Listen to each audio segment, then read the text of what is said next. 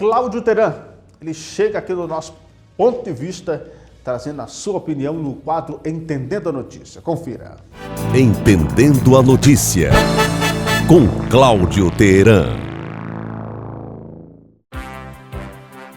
Amigos e amigas do Sertão Central Cearense, Elistênio, ouvintes, seguidores do Sistema Maior de Comunicação. Ontem, enquanto as imagens da agressão ao time do Fortaleza em Recife ganhavam o mundo através dos canais oficiais de imprensa e também da internet, a gente via a reação das autoridades. Reação de indignação com o de sempre, notinhas.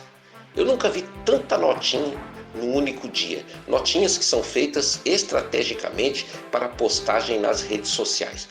Se a gente juntar essas notinhas uma a uma, elas dizem a mesma coisa. Eles estão indignados, repudiam a violência. Isso não pode ser assim, nem pode continuar. Só que hoje já é o dia seguinte das notinhas e das indignações públicas. E aí vem a grande pergunta, que é feita inclusive por quem joga futebol, por quem entra em campo para jogar futebol. Qual é a garantia, senhoras e senhores, autoridades indignadas, que os jogadores terão de que não vai acontecer de novo na próxima partida, na próxima rodada do futebol?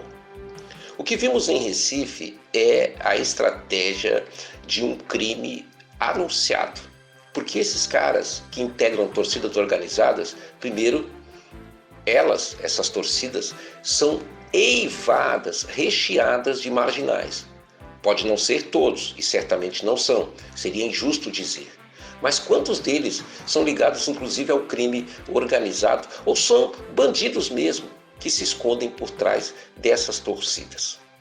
A relação dessas torcidas com os times de futebol é obscura, porque esses caras, eles viajam às custas dos times, eles entram de graça em estádio, eles têm um monte de vantagens em relação ao torcedor comum. E sabe quem é o torcedor comum? Aquele que paga ingresso para entrar, aquele que paga pela camisa que veste, aquele que, quando é sócio torcedor, paga também. E isso não é só o Fortaleza, é todos os times.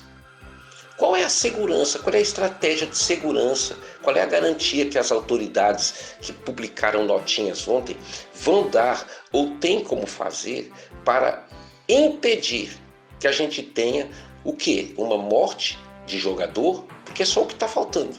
Porque morte de torcedor já teve várias por causa dessas brigas de torcida.